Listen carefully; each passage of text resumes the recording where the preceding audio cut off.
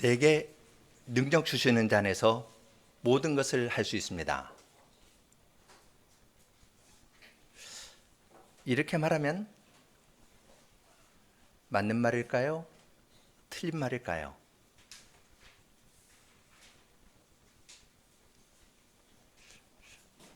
조금 상황을 바꿔서 질문을 해보죠. 어떤 가게에 들어갔더니 내게 능력 주시는 자 안에서 내가 모든 일을 할 수 있다. 그걸 보고 아멘 아멘 하면서 그걸 딱 믿고 나아갑니다. 맞는 말일까요? 틀린 말일까요?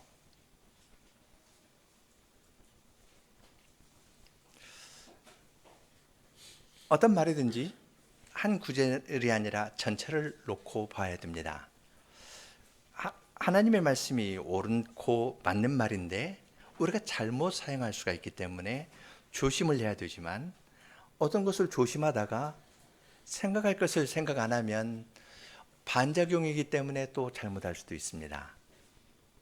그렇다면 내게 능력 주시는 자 안에서 내가 모든 것을 할 수 있다, 이렇게 말할 때에는 그 능력이 무엇인가? 내 능력인가? 아니면 하나님의 능력인가? 여기에서 모든 것이 내가 장사를 잘하는 것인가?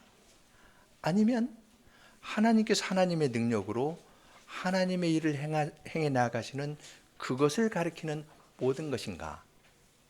거기에 따라서 이 말에 대한, 내게 능력 주시는 자 안에서 내가 모든 것을 할 수 있다는 말도 진리에 훨씬 가까울 수도 있고 진리에서 점점 더 멀어질 수도 있을 것입니다. 능력이라는 말, 참 좋은 말입니다. 제가 지금 지난 5주 동안도 그 여행을 다녀왔는데요. 그 연구 휴가를 얻어서 다녀왔는데, 공항에 갈 때마다 눈에 띄는 가방이 있습니다. 삼소나이트 가방입니다. 공항에 가면은 뭐 어떤 가게들도 있는데 꼭 삼소나이트 가방 판매점이 있습니다. 그래서 사람들이 삼소나이트 가방을 많이 들고 다니기도 합니다. 왜냐하면 삼손처럼 힘이 세다 해서 그러는 거죠. 저도 이번 여행하다가 가방이 좀 찌부러졌습니다. 이 트렁크인데요, 꽝 해가지고 모서리가 찌부러졌더라고요. 적어도 이제 삼손나이트 가방은 아마 그런 일이 없을 것 같습니다. 삼손? 힘이 세죠. 힘이 세니까 가방 이름도 삼손나이트라고 합니다. 과연 삼손의 능력이 그런 것이었을까? 삼손나이트 가방을 보면서 그 생각을 합니다. 도대체 능력이라는 것이 뭘까요? 그건 경우에 따라 다릅니다. 학교에서는 공부 잘하는 공부 잘하는 사람을 대체로 능력 있는 사람으로 보지만, 그러나 체육 시간이 되면은 그 아이는 비실비실 될 수가 있고요. 다른 아이, 운동 잘하는 아이가 훨씬 더 능력 있게 나타나기도 합니다. 그런가 하면은 어떤 자기 생일을 맞이해 가지고 친구들 간의 관계에서 많은 친구를 초청해 가지고 재미있게 잘하는 그런 아이가 있으면, 사회성이 좋은 그 아이가 공부는 조금 못해도 훨씬 더 능력 있는 사람으로 비추어지기도 합니다. 내게 능력 주시는 자 안에서 모든 일을 할 수 있다 했는데, 그 능력이 그걸 무엇으로 생각하는지, 거기에 따라 가지고 이 말이 달라진다 했는데요.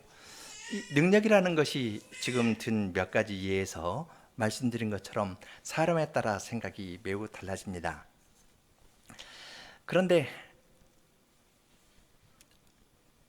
많이 모아지는 중요한 것은 지식도 있고요. 그건 지식도 있고 사회적인 관계도 있고 능력도 있는데, 그건 이 돈 문제하고 재정적인 면하고 경제적인 능력하고 아주 붙어 있습니다. 정치적인 권력을 가진 사람들이 있지만 대통령은 몇 년, 우리나라 같으면 5년 단임이죠. 그런데 기업 총수가 되면은 자손까지 물려가면서 하거든요. 그러니까 정치적인 권력도 있지만 그 뒤에서 움직이는 걸 보면은 경제적인 것들이 훨씬 더 사람들에게는 훨씬 더 그 능력의 원천으로 생각하는 경향이 있다는 것을 볼 수 있습니다. 지금 빌립보서 4장 10절부터 20절까지 읽었는데 여기에서 바울 사도가 빌립보 교인들에게 여러분이 나에게 헌상을 보내주었다, 성교비 보내주었다는 말을 3번 합니다. 선교비를 받고 바울 사도가 매우 조심스럽게 이야기를 하고 있는 것을 알 수 있는데요. 3번 어떠한 방식으로 이야기를 했는지는 20절까지 다음 주에 뒷부분을 하겠습니다. 그러면서 살펴보려고 하는데, 이제 오늘은 조금 앞부분 10절부터 13절의 말씀을 중심으로 하면서 이 주제를 생각해 보려고 합니다. 바울 사도는 능력 이야기를 하는데요. 지금 선교비 받은 것을 이야기를 하면서 능력을 이야기를 하니까 서로 사람들이 생각하는 능력이라는 것하고 바울 사도가 그것을 접촉점 찾아서 이야기하는 것하고 서로 연결되어 있는 것을 볼 수 있습니다. 사람들이 생각하는 능력과 바울 사도가 생각하는 능력, 한면으로는 경제적인 것이라는 데에서는 접촉점을 찾지만 바울 사도는 이것을 이야기하는 것이 아닙니다. 이것 아니고 다른 능력을 이야기를 하는데 이것이 무엇인지 함께 10절부터 13절로 좁혀가지고 생각해 보려고 합니다. 먼저 큰 차이는 없지만 제가 사역한 것을 읽어보겠습니다. 여러분이 나를 생각하는 것이 이제 다시 일어남을 보고 주님 안에서 내가 크게 기뻐합니다. 과연 여러분이 생각은 하고 있었으나 그것을 나타낼 기회가 없었습니다. 내가 궁핍하여서 이런 말을 하는 것이 아닙니다. 나는 어떠한 처지에서도 자족하는 법을 배웠습니다. 나는 비천한 데에서 살 줄도 알고 풍부한 데에서 살 줄도 압니다. 배부르거나 굶거나 풍족하거나 궁핍하거나 그 어떤 경우에도 잘 지내는 비결을 배웠습니다. 나에게 능력을 주시는 분 안에서 내가 모든 것을 할 수 있습니다. 지금 이건 3부분으로 나뉩니다. 첫째는 여러분이 나에게 돈을 줬다는 겁니다. 선교비를 보냈다는 것을 이야기합니다. 나를 생각하는 것이 다시 일어나는 것을 보고 크게 기뻐한다. 그것은 14절 보면은 내 괴로움에 함께 참여했으니 잘하였다고 이야기를 합니다.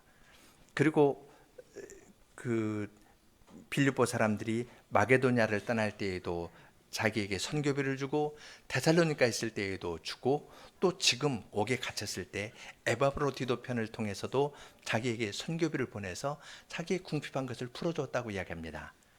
그 이야기를 지금 나를 생각하던 것이 다시 여러분 가운데에서 일어났기 때문에 꽃을 피웠기 때문에 그것을 보고 기뻐한다고 이야기를 합니다.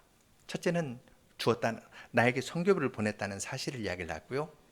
그 다음에 2번째는 돈을 보내는, 선교비를 보내는 빌립보의 상황에 대해서 이야기를 합니다. 그리고 이것을 받은 자기 형편에 대해서 이야기합니다. 이것이 10절에서 20절까지 3번 반복됩니다. 선교비를 보낸 이야기, 선교비를 보낸 빌립보에 관한 이야기, 이것을 받은 자기에 관한 이야기, 이것을 3번 반복합니다. 왜냐하면 누구에게 선물을 하는 것도 쉽지 않지만요, 잘 받는 것은 더더욱 어렵습니다.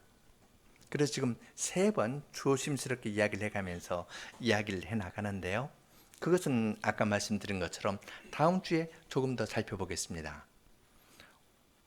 오늘은 10절부터 13절에 초점을 맞추는데요, 바울 사도는 선교비를 받고서 그것을 여러분이 돈을 보냈으니까 영수증 써서 보냈습니다, 그렇게 이야기를 하는 것이 아니고요, 나를 생각하는 것이 다시 여러분 가운데서 일어나는 것을 보고 이 교제 때문에 나는 기뻐한다고 이야기를 합니다. 바울 사도는 그들이 보낸 선교비를 받고 이 선교비가 주는 실제적인 효용 때문에 기뻐하는 것이 아니라 이것을 놓고 그들이 나를 생각했다, 그것 때문에 기뻐한다고 이야기합니다. 1장 6절에서도 너희가 나와 함께 복음에 참여하였다, 선교비 보냈다는 것을 복음에 참여했다는 말로도 표현합니다. 단지 어려운 사람 도와주는 것이 아니라 복음 전파하는데 재정적으로 후원해서 이 일을 힘써 나가기 때문에 그들의 마음과 그들의 믿음을 보고서 바울 사도는 기뻐했다고 이야기를 합니다. 크게 기뻐한다고 하면서 돈을 받고 그렇게 이야기합니다. 그런데 빌립보의 교회에 관한 이야기를 하면서는 왜 이제 보냈냐 그렇게 하는 것이 아닙니다. 다시 일어나는 것을 봤으니까 상당 기간 동안은 바울 사도를 후원하지 않았다는 말입니다. 후원하지 않은 그 사실에 대해서 바울 사도는 이야기합니다. 과연 여러분이 생각은 하고 있었으나 그것을 나타낼 기회가 없었다고 이야기합니다. 여러 가지로 생각할 수가 있습니다. 고린도후서 8장 보면은 이 빌립보는 마게도니아 지역인데요. 마게도니아 지역 사람들이 굉장히 극심한 가난 가운데에서 자기 자신을 먼저 주님께 드리고 힘써 헌상하였다는 말이 나옵니다. 그러니까 마게도니아 그 지역, 빌립보 지역이 가난했기 때문에 경제적으로 가난해서 마음은 가지만 보낼 선교비가 없어서 못 보냈다. 이렇게 생각할 수도 있습니다. 또 빌립보서 1장 29절 보면은 빌립보 교인들이 주의에 의해서 핍박을 받고 있었습니다. 내가 당하는 것처럼 여러분도 고난을 받고 있다. 고난을 받고 있으니까 이 안의 문제 때문에 바울 사도에게 선교비를 보내지 않았다고도 볼 수 있습니다. 또 세 번째로는 빌립보 교회 안에 네 분이 있었습니다. 내가 유디아를 권하고 순두개를 권하노니 주 안에서 같은 마음을 품으라. 그렇게 이야기하는 것을 보면은 분열이 있으니까 어떤 것을 못하는 겁니다. 그런데요, 여기서 조심할 점이 하나 있습니다. 성경에서 말하지 않는 건 생각은 할 수 있지만 안 하는 것이 좋습니다. 바울 사도는 빌립보 교인들이 선교비를 어느 기간 동안 보내지 않은 그 사실을 생각은 있었으나 그것을 나타낼 기회가 없었다. 이렇게 애둘러서 말하고 구체적으로 이야기를 하지 않습니다. 왜 안 했는지 그것을 말해주는 순간 문제가 있는데요. 이것을 테이블 위에 올려놓고 이야기하는 순간 이 문제의 성격은 달라집니다. 왜냐하면 말하는 사람이 우위의 위치에 서게 되는 겁니다. 바울 사도는 왜 보낼 기회가 없었는지 이걸 잘 압니다.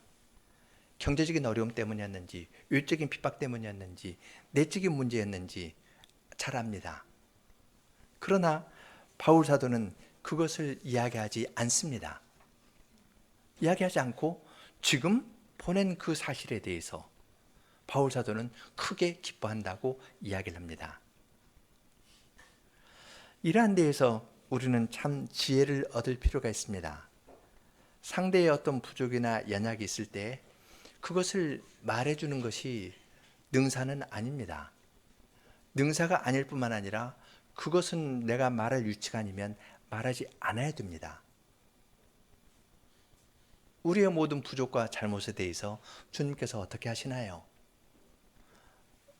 잘못에 대해서 반성문 써오라 해가지고 1, 2, 3, 4, 5 쫙 써오고 그래도 부족하니까 탁 돌려주면서 빨간 펜으로 교정해가지고 탁 돌려주고 다시 써와. 이런 식으로 해서 주님께서 우리로 하여금 우리의 죄를 회개케 하시나요? 아닙니다. 우리의 죄로 말미암아 짊어져야 될 그 형벌을 예수님께서 십자가에서 친히 홀로 담당하셨습니다. 우리가 우리의 죄가 크니까 예수님께서 대신 십자가를 져주십시오. 그렇게 이야기한 사람 한 사람도 없었습니다. 우리는 그런 지혜도 없는데 우리의 죄에 대한 그 짐을 예수님께서 다 짊어지시고 덮으셨습니다. 가늠하다가 현장에서 잡힌 여인에 대해서 주님께서 묻지 않고 그걸 덮으셨습니다. 그러면서 그의 죄를 용서해 주시고 다시는 죄를 짓지 말라 이렇게 말씀해 주셨습니다. 어떤 사람이 죄를 짓거나 넘어지거나 어떤 일을 하지 못하는 데에는 이유가 있습니다. 무엇 때문일까요? 몰라서 그럴까요? 아니면 힘이 없어서 그럴까요?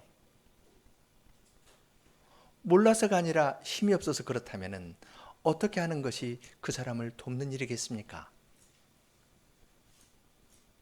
말로 이야기할 필요가 없습니다. 조용히 도와주면 되는 겁니다. 주님께 함께 구하고 조용히 도와주면서 함께 가자고 격려하면서 가면 되는 겁니다.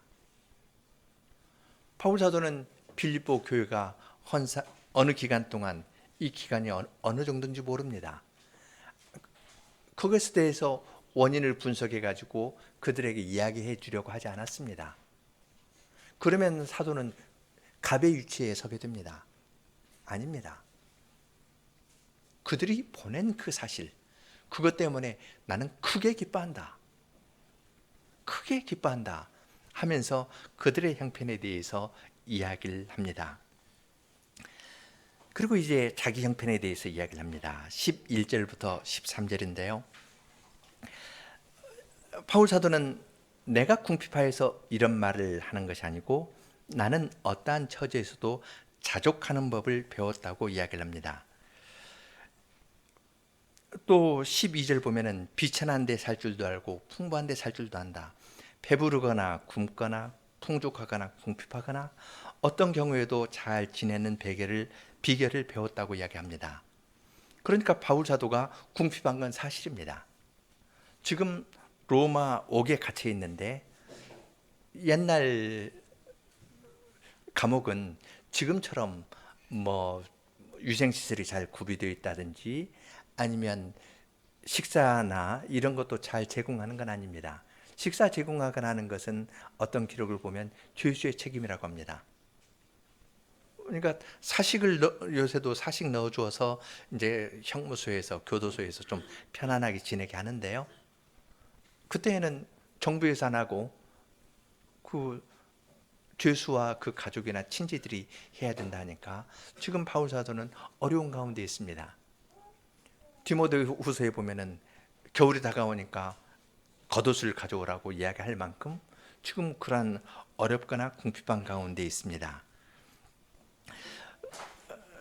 그러한 처지에 있지만 내가 궁핍하기 때문에 여러분이 준 것을 보고 내가 기쁘다고 말하는 것 아니다. 돈 때문이 아니라고 이야기를 하는 겁니다. 바울 사도는 자신은 어떠한 처지에서도 자족하는 법을 배웠다고 이야기합니다. 자족하다. 우리나라에서도 유유자적한다. 그렇게 말하죠. 그 당시 사람들도 스토아 철학자나 이러한 사람들은 자족이라는 것을 아주 높은 덕목으로 생각하였습니다. 일부의 압박으로부터 마음이 요동하지 않고 감정이 요동하지 않고 평온한 상태를 유지하는 것, 그러한 것을 자족하는 사람이라고 이야기했습니다. 그래서 돌을 잘 닦아가지고 어떤 평정심의 상태에 이르면, 아파트의 경지에 이르면 그 사람은 아주 높은 수준의 선생으로 사람들에게 추앙을 받았습니다. 용어는 같지만요, 자족한다는 것은 그 당시에 스토아 철학자들이 쓰던 용어입니다. 그런데 바울 사도가 이야기하는 자족과 스토아 철학에서 이야기하는 그러한 자족은 다릅니다. 일부의 압력으로부터 굴복하지도 않고 거기에 대해서 평정심을 유지하고 살아가는 사람이 있다면 누구를 높일까요? 스승을 높입니다. 스승을 높이면서 나는 이 스승 밑에서 배웠다면서 자기를 높입니다. 세상에서 자족을 이야기하는 사람은, 신념을 가지고 자기 자족을 이야기하는 사람은 나는 이러한 어려운 가운데에서도 평정심을 유지하고 잘 살 수 있으니까 나는 돌을 잘 닦은 사람이야 하고 이야기를 합니다. 자기를 높입니다. 바울 사도는 그 당시 사람들이 쓰는 그 용어를 사용하되 이것을 가지고 하나님을 높입니다. 나에게 능력을 주시는 분 안에서 내가 모든 것을 할 수 있습니다 하고 이야기합니다. 내가 훈련을 많이 해서, 경건의 훈련을 많이 해가지고 요동하지 않는 상태에 이르게 되었다, 그렇게 말하는 것 아닙니다. 바울 사도는 나는 궁핍하다고 이야기합니다. 14절 보면은 내 괴로움에 함께 참여했으니 잘했다고 이야기합니다. 밥을 안 먹으면요 배고픈 겁니다. 옷이 없으면 추운 겁니다. 춥고 배고픈 것을 바울 사도는 경험했습니다. 그러나 그러한 가운데에서 자기가 경건 훈련을 많이 해가지고 그걸 넘어섰다, 그렇게 이야기하는 것이 아니라 나는 춥고 배고프지만 주님께서 나에게 능력을 주시니까 나는 이러한 어떠한 경우에서든지 비천하든지 풍부하든지 배부르든지 굶든지 풍족하든지 궁핍하든지 어떠한 경우에도 나는 잘 지내는 비결을 배웠다고 말합니다. 지금 바울 사도는 궁핍하다는 말을 한마디 하고 마는 것이 아닙니다. 12절에서 비천한 데서 살 줄도 알고 풍부한 데서 살 줄도 압니다. 배부르거나 굶거나 풍족하거나 궁핍하거나 그 어떤 경우에도 잘 지내는 비결을 배웠다고 말합니다. 어떻게 이렇게 다양한 용어로 자기의 형편을 표현할 수 있겠습니까? 밥 걱정하지 않고 그냥 수운하게 자란 사람은 가난과 궁핍에 대한 용어를 잘 모릅니다. 이런 여러 가지 다양한 용어를 가지고 세상을 대비시켜 가지고 말하는 것을 보면은 바울 사도는 정말 가난이 무엇인지, 궁핍이 무엇인지, 추위가 무엇인지, 매를 맞는다는 것이 무엇인지 그것을 잘 알았던 사람입니다. 그러한 가운데에서 바울 사도는 자족하는 자기를 이야기하는 것이 아니라 그러한 가운데에서 주님께서 능력을 주시기 때문에 어떠한 형편에서든지 모든 일을 감당할 수 있게 된 사실을 이야기합니다. 지금 13절은 11절, 12절하고 딱 붙여서 봐야 됩니다. 내게 능력 주시는 분 안에서 모든 일을 할 수 있다. 이렇게 말할 때 모든 것은 가까이에서 보면 무엇이겠습니까? 이건 11절, 12절입니다. 능력 주시는 분 안에서 모든 것을 할 수 있다 했는데 이 모든 경우입니다. 어떠한 경우에도 일체의 비결을 배웠다. 지금 모든 경우에서 비천하고 풍부하고 배부르고 굶고 풍족하고 궁핍하고 이러한 어떠한 경우가 있는데 그러한 모든 경우에 하나님께서 맡겨주신 일을, 사도로서 해야 될 일을 온전히 다 할 수 있었다고 말하는 겁니다. 지금 바울 사도가 여러분이 나의 괴로움에 참여했으니 잘했습니다. 내가 궁핍합니다. 이렇게 말할 때 이 바울 사도는 추상적인 바울 사도가 아니라 감옥에 있는 그 사람입니다. 감옥에 있어서 착고에 처해 있는 사람입니다. 감옥에서 착고에 처해 있는데 빌립보서 1장 보면은 어떤 사람들은 바울이 갇혔으니까 열심히 복음을 전해서 사람들을 자기에게로 끌어모아야겠다고 이야기를 합니다. 그러면서 그 사람들은 내가 이렇게 하면은 바울 사도가 감옥에 있으면서 시기심에서 막 불타올라 가지고 찾고 챘는데 이걸 이렇게 돌려 가지고 난 바울에게 고통을 줄 수 있을 것이다. 그런 생각을 하면서 복음을 전하고 있었습니다. 그러한 형편에서 바울 사도는 자기가 할 일을 다 했나요? 하지 않았나요? 빌립보서 1장을 우리가 공부한 지 조금 오래되긴 하는데 거기 보면은 바울 사도는 내가 복음의 그 감옥 안에서 있지만 자기로 말미암아 시위대 안에서 복음이 전파되었다. 또한 밖에서도 어떤 사람은 시기심을 했고 어떤 사람은 좋은 마음으로 했고 이렇든 저렇든 그리스도의 복음이 전파되니까 나는 기뻐한다고 이야기를 합니다. 빌립보서 4장 13절의 말씀은 빌립보서 안에서 이야기를 하면은 능력 주시는 자 안에서 바울 사도는 사도로서 자기에게 맡겨진 모든 일을 다 했다고 고백하고 있습니다. 감옥에 갇혀 있으니까 못한 거 아닙니다. 감옥에 갇혀 있기 때문에 그는 궁핍하고 가난하고 고난 가운데 있었습니다. 그렇지만 하나님께서 능력을 주시니까 그는 감옥 안에 있으면서도 시위대 안에서 복음이 전파되게 하였고, 주님의 섭리 가운데 어떤 사람은 시기심으로, 어떤 사람은 좋은 마음으로 밖에서도 복음이 전파되고 있습니다. 그리고 무엇보다도 빌립보서 서신을 쓰고 있습니다. 이것은 만대 교회의 그리스도의 낮아지심과 높아지심에 대한 송영이 담겨 있는 아름다운 서신을 써서 만대까지 복음을 전하는 일을 하고 있습니다.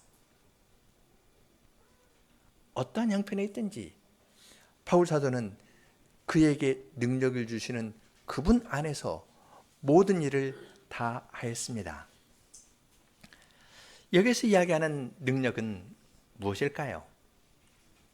아까 이야기를 시작할 때 너무 그 작은 가게를 폄하해서 이야기하는 건 아니지만 성경 해석과 관계되니까 그건 이야기할 수 있습니다. 내게 능력 주신 자 안에서 내가 모든 일을 할 수 있다. 내 처음은 미약하였지만 나중은 창대할 것이다. 액자에 붙여놓은 걸 보면 마음이 참 안 좋습니다. 진실도 한 신앙을 받지 않고 가는 것 때문에 마음이 안 좋은데요. 그것을 보았을 때 생각하는 능력은 어떤 능력일까요? 하루에 몇십 번 그것을 외웁니다. 내게 능력 주신 자 안에서 내가 모든 것을 할 수 있습니다. 아멘. 할렐루야. 아멘. 내게 능력 주신 자 안에서 모든 걸 할 수 있습니다. 뭘 만들고 있습니다. 열심히 움직일 겁니다. 그때의 능력은 내게 능력 주신 자 안에서 할 때 하나님의 능력이라기보다는 자기 것이 됩니다. 빌립보서에서 이야기하는 능력은 어떠한 능력입니까? 바울 사도는 부활의 능력을 이야기합니다. 3장 10절, 내가 그리스도와 그의 부활의 권능과 고난에 참여함을 알게 하려 하여 그의 죽으심을 본받아 어찌하든지 죽은 자 가운데에서 부활에 이르려 하노니, 지금 부활의 능력에서부터 시작해서 고난에 참여하고 그의 죽으심을 본받아 어찌하든지 부활에 이르는 것을 신자의 삶의 핵심으로 이야기를 합니다. 바울 사도가 이야기하는 내게 능력 주시는 자 안에서 모든 일을 할 수 있다 할 때 그 능력은 다른 능력이 아니라 내가 종교적으로 훈련해서 얻는 내 확신의 능력이 아니라 이것은 부활의 능력입니다. 그리스도와 연합하여서 죽음과 같은 고난이 있어도 이것을 이겨내는 능력을 주님께서 주시는 겁니다. 그 부활의 능력 때문에 지금 자기는 감옥에 갇혀 있고 궁핍하고 가난하고 외롭고 힘들지만 이러한 가운데에서도 주님께서 곁에 서서 부활의 능력으로 함께 하시고 말씀을 깨우쳐 주시니까 그것을 이기고 나가는 겁니다.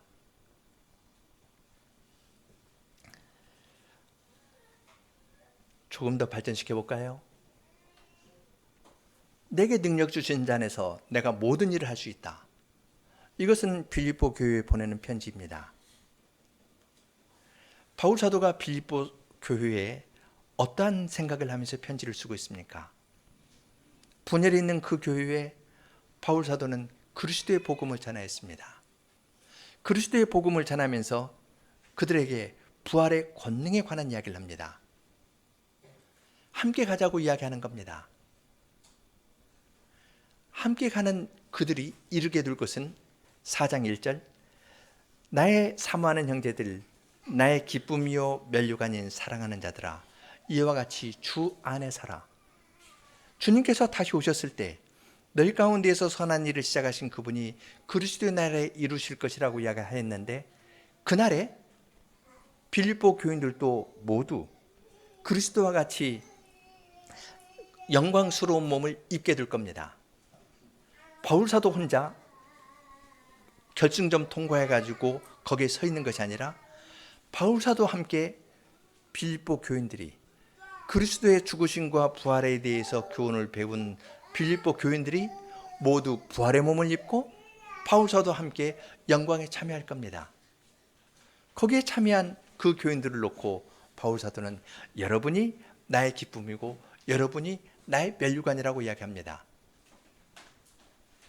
바로 이것이 바울 사도가 빌립보 교회에 편지를 쓰는 목적이고 이루어 나가라는 것 아니겠습니까?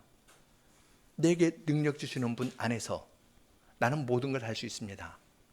여러분 가운데 일적인 핍박이 있다 해서 내적인 분열이 있다 해가지고 좌절하지 마십시오. 내게 능력 주시는 자 안에서 모든 것을 할 수 있습니다.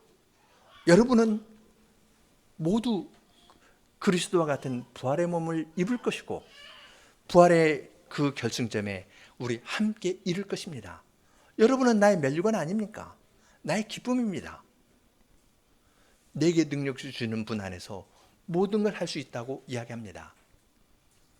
우리 가운데에서 선한 일을 시작하신 그분이 마지막 날에 반드시 이룰 겁니다. 그렇게 바울 사도는 넌지시 이야기를 합니다. 이 능력은 사람의 능력이 아니라 그리스도의 부활의 능력입니다. 그리스도의 부활의 능력은 어디에서 나타납니까?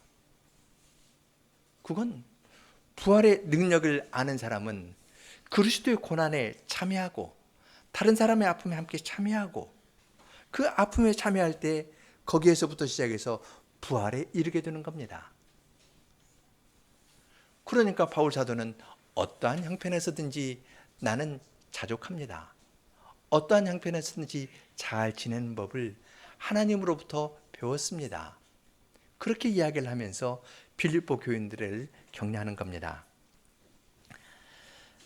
그러니까 이 말씀을 가지고 빌립보서 4장 13절 내게 능력 주신 자 안에서 내가 모든 것을 할 수 있다. 복음 진리입니다. 우리 모두가 영광에 이르게 될 것을 이야기하는 강력한 말입니다.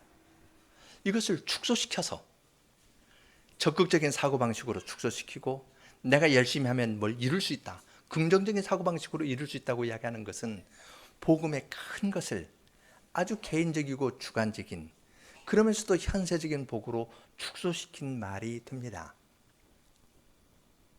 바울 사도는 그들이 보낸 선교비를 받고 좀 쉬운 말로 하면 돈을 받고서 그들에게 복음의 진리를 더 깨우쳐 줍니다. 그러나 이러한 것은 쉬운 일이 아닙니다. 그러면 어떤 사람은 도대체 우리가 보낸 선교를 받고 고맙다는 거야, 고맙지 않다는 거야. 사도니까 또 사도님 같은 말씀하시네. 아마 그런 사람이 있을 수 있습니다. 그래서 14절 이야기합니다. 그러나 여러분이 나의 괴로움에 함께 참여했으니 잘했습니다. 하면서 또 자기를 낮춰가지고 이야기를 합니다. 보낸 것을 나는 괴로운데 여러분 줘서 참 고맙습니다. 그렇게 하고 또 어떤 걸 가르쳐 나갑니다. 이제 또 어떤 식으로 이야기를 받고 또 발전시키는지, 그 다음에 또 자기를 낮춰가지고 또 밑에서부터 해가지고 또 어디로 이르게 되는지 거기에 대해서는 다음 주에 더 살펴보기로 하겠습니다. 그렇지만 우리가 여기에서 생각할 점이 있습니다. 두 가지 길입니다. 사람은 이제 내게 능력 주시는 자 안에서 내가 모든 일을 할 수 있다. 그렇게 말하는데 여기서 능력을 어떻게 이해하느냐가 중요합니다. 많은 경우 능력을 자기의 것으로 생각합니다. 하나님이 주셨지만 내 손 안에 있으니까 내 겁니다. 하나님이 주셨다고 하지만 강조점은 나에게 있는 그러한 일이 있고요. 또 다른 것은 고난 가운데에서 나타나는 하나님의 능력입니다. 자기에게 능력이 있다고 생각하는 사람은 자기의 능력을 크게 하려고 매우 노력할 겁니다. 다른 사람보다 훨씬 더 열심히 노력하고 아침에 일찍 일어나고 저녁에 늦게 눕고 수고의 떡을 먹으면서 부지런히 일합니다. 그리고 그것을 다른 사람과의 관계에서 확인해 보려고 합니다. 그런 가운데 있으면 마음에 평온이 없습니다. 상대방에 비해서 내가 좀 잘했다 하면은 우쭐하는 마음이 있고, 나보다 능력이 많아가지고 내가 못 따라가면은 속에 시기하는 것이 있습니다.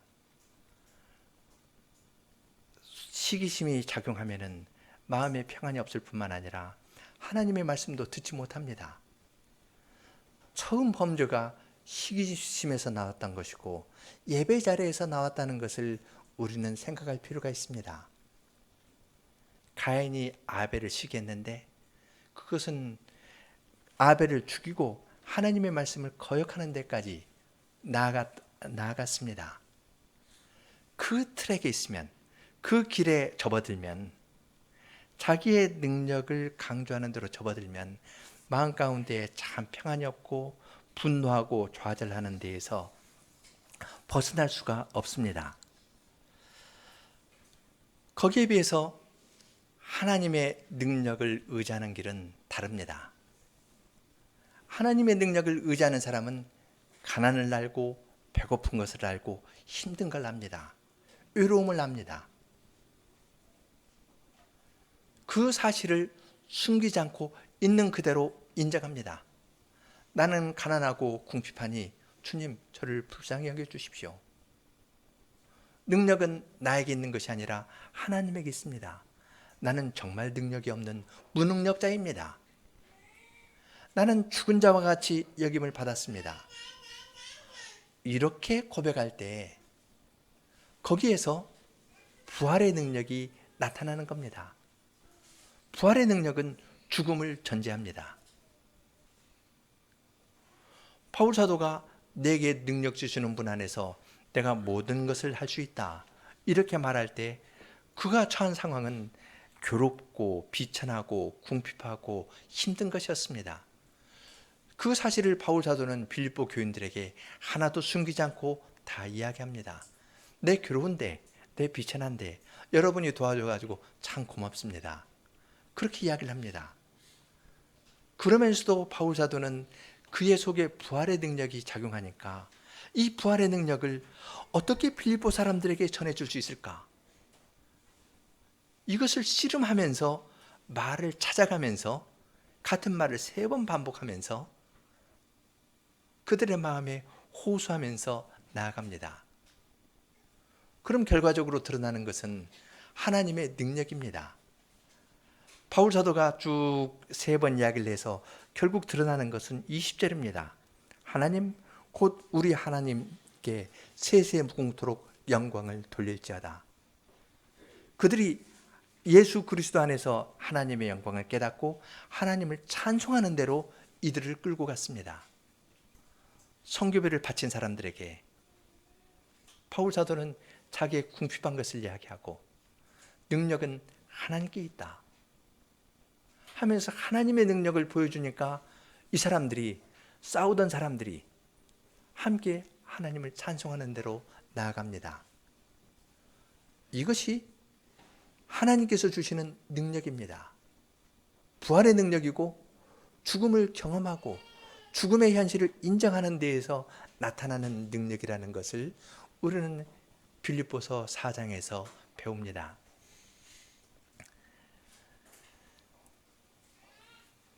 삼손나이트 가방으로 이야기를 했는데요. 삼손은 정말 능력 있는 사람입니다. 왜냐하면 다곤 신상에서 기둥을 안고 하니까 거기서 죽인 사람이 살았을 때 죽인 사람들보다 더 많았기 때문입니다. 그런데 삼손이 능력을 발휘한 때를 보면은 항상 기도가 따릅니다. 사사기 15장 18절을 한번 보면요. 거기 이제 나귀뼈로 블레셋 사람 1,000명 죽인 이야기가 사사기 15장에 나옵니다. 삼손이 기도한 예가 2번 나옵니다. 사사기 15장 18절 같이 한번 보죠.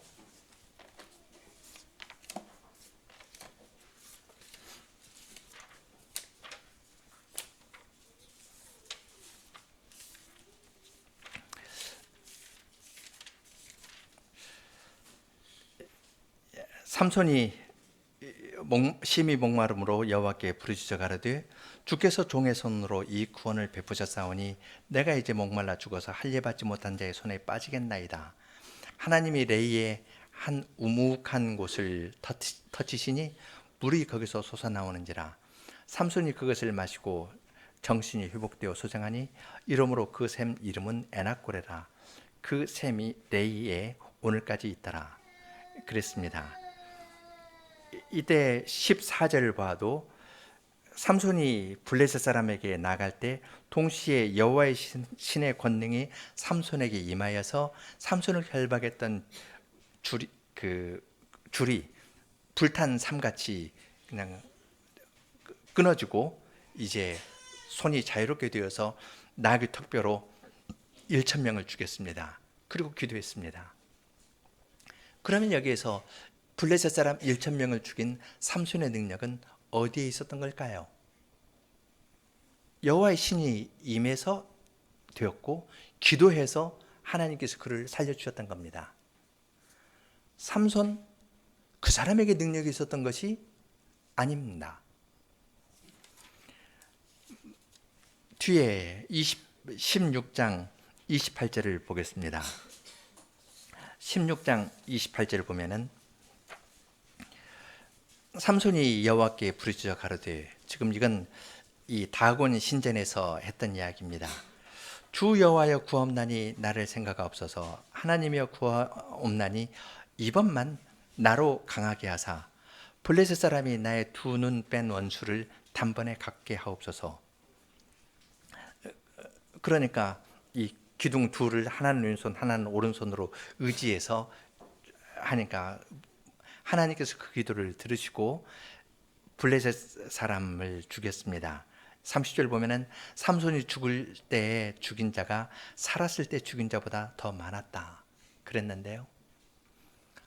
이 능력, 다곤 신전을 무너뜨린 그 능력은 삼손이 강했을 때였나요? 아니면 약할 때였습니까? 그냥 약할 때였나요? 아니면 기도할 때였나요? 어떻게 삼손이 기도했습니까? 하나님이여 구하옵나니 이번만 나로 강하게 하사. 이번만 나로 강하게 하사. 그 말은 자기는 능력이 없다는 겁니다. 머리털도 잘렸고요. 눈도 빠졌습니다. 나시는 서원을 어긴 것에 대한 하나님의 징계가 임했습니다. 그것을 삼손은 그대로 인정했습니다. 나는 짐승처럼 여김을 받고 있고 나는 연약한 자이고 능력이 없습니다. 그런데 하나님 이번만 나를 강하게 해주십시오. 그렇게 기도합니다. 이 구절을 히브리서 11장 32절에서 인용합니다. 저희가 믿음으로 나라들을 이기기도 하고 의를 행하기도 하며 약속을 받기도 하며 사자의 입을 막기도 한다 하면서 연약한 가운데에서 강하게 되기를 기도하였다고 이야기합니다. 삼손을 이야기할 때 연약한 가운데에서 기도하여서 구원을 얻은 사람으로 삼손을 이야기합니다. 능력은 우리가 강할 때 있는 것이 아니라 우리가 약할 때, 우리가 죽을 때 부활의 능력이 나타납니다. 그 부활의 능력으로 주님께서는 모든 것을 이루어 나가십니다. 빌립보 교회에 연약한 것들이 있지만 주님께서는 그 연약한 것들 다 감싸서 그들을 마지막 날에 부활하는 데 이르게 하실 것이고, 바울 사도는 빌립보 교인들을 보면서 마지막 날 서로 보고 환하게 웃으면서 여러분이 나의 기쁨이고 여러분이 나의 면류관이라고 격려할 겁니다. 그런 의미에서 바울 사도는 내게 능력 주시는 분 안에서 내가 모든 것을 할 수 있다, 그렇게 이야기하는 겁니다. 약할 때 강하다. 그것은 바울 사도가 고린도후서 12장에서도 하는 이야기입니다. 눈에 어려움이 있었을 때 바울 사도는 하나님께 구했었습니다. 그때 주님께서 바울 사도에게 이야기하십니다. 주님께서는 나의 은혜가 바울 사도 너에게 족하다. 이는 나의 능력이 약한 데서 온전해짐이라. 이러므로 도리어 크게 기뻐함은 나의 여러 약한 것에 대하여 자랑하리니 이는 그리스도의 능력으로 내게 머물게 하려 함이라. 이러므로 내가 그리스도를 위하여 약한 것들과 능욕과 궁핍과 핍박과 곤란을 기뻐하노니 이는 내가 약할 그때에 곧 강함이라. 감옥에 있는 바울은 능욕을 받고 궁핍과 핍박과 곤란을 당하는데 그 약할 때 주님의 능력이 나타납니다. 그건 부활의 능력입니다. 그러니까 그러한 고난에 처할 때 바울 사도는 오히려 기뻐합니다. 내게 능력 주시는 분 안에서 우리는 모든 것을 할 수 있습니다. 그리스도의 부활의 복음을 알기 때문에 우리는 모든 데에서 항상 다 이기려고 하지 않습니다. 얼마든지 질 수도 있고 얼마든지 밟힐 수도 있습니다. 그걸 통해서 다른 사람이 주님께 돌아오는데 쓰임을 받는다면 나의 어려움과 고난은 아무것도 아닙니다. 오히려 자랑할 것입니다.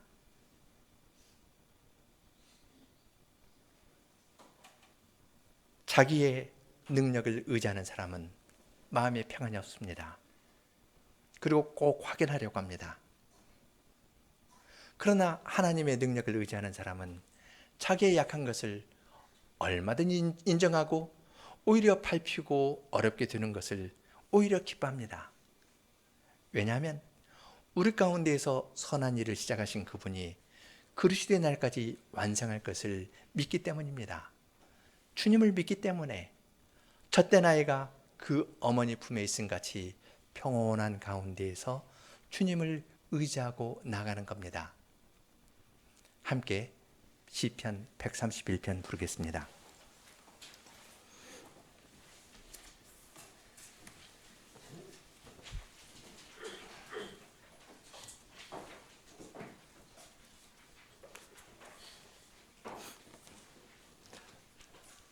일 절, 2절 간주하고 3절 부르겠습니다.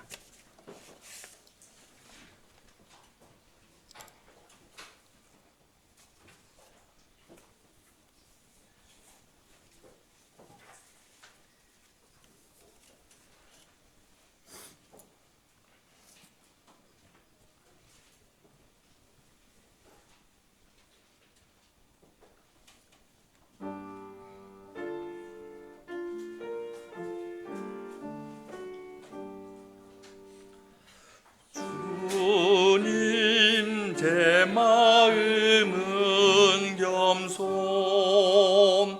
제 눈은 높지 않으며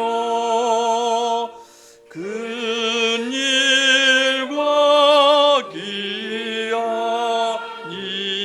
일을 행하지 않았나이다.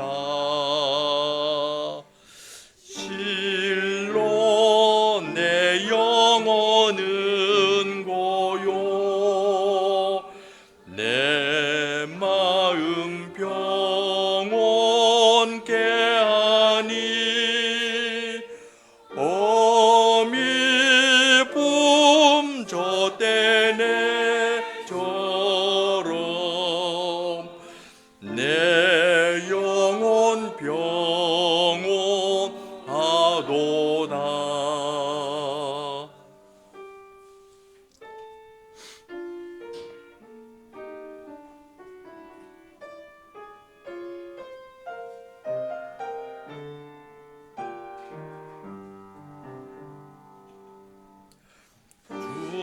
주님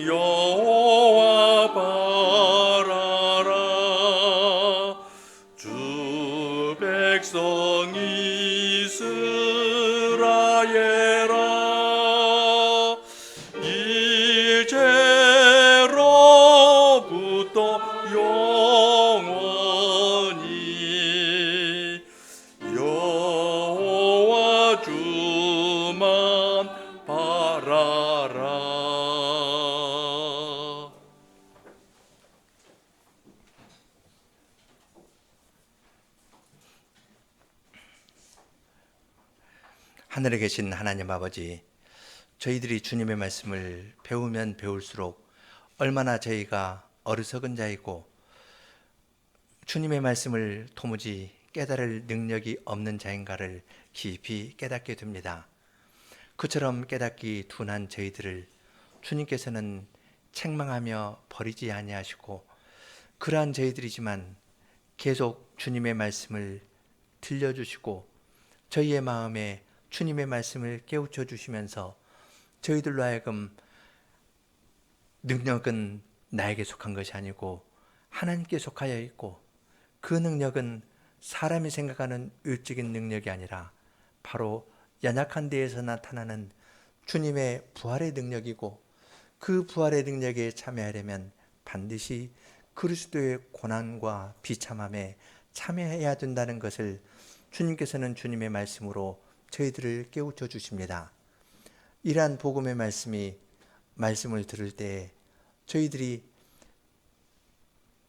놓지 않고 꼭 쥐고 있었던 것을 주님의 복음의 말씀을 들을 때 다 내려놓게 되고, 저희의 무지하고 완악한 것들을 돌이켜 회개하는 마음 가운데 들어가고, 빈손으로 주님 앞에 나아가 주님께서 저희를 긍휼히 여겨주시고 저희들을 채워주시기를 구하는 마음 가운데 들어가게 됩니다. 이것은 개인적으로 뿐만 아니라 교회적으로도 사실이어서 저희들이 가난하고 볼품없고 큰 교인이라는 것을 깊이 깨닫고 그것을 내려놓으면 주님의 말씀을 받을 수 있고 부활의 능력을 맛볼 수 있지만, 그렇지 아니하고 교회의 정체성을 이야기를 하면서 주님께로부터 받은 몇 가지 말씀을 꼭 붙잡고 있다면 그것으로 스스로를 높이고 다른 사람을 낮추어 보고 주님의 부활의 능력을 맛보거나 전파하는 일에는 쓰임을 받지 못하게 된다는 것을 저희들이 교회의 행진을 통해서 깨닫게 됩니다. 그러한 연약함이 있는 저희들이지만 주님께서는 너희 가운데에서 선한 일을 시작하신 주님께서 그 그리스도 예수의 날에 이 일을 완성하실 것을 가르쳐 주시고, 능력은 우리에게 속한 것이 아니고 그리스도의 부활의 능력이고, 그 능력을 힘입기 위해서는 어려움도 그리스도의 고난에 대한 깨달음으로 어려움을 이겨내는 것이 필요하다는 것을 말씀으로 가르쳐 주셔서 감사합니다. 이러한 말씀의 열매가 주님의 교회 안에 있어서 주님의 교회 안에 속한 자들이 모두 주님의 말씀으로 말미암아 기뻐하고 평온을 누리면서 참 평화를 누리고 서로 격려하면서 나아갈 수 있도록 저희 모두에게 은혜를 내려주시기를 구합니다. 예수님 이름으로 기도합니다. 아멘.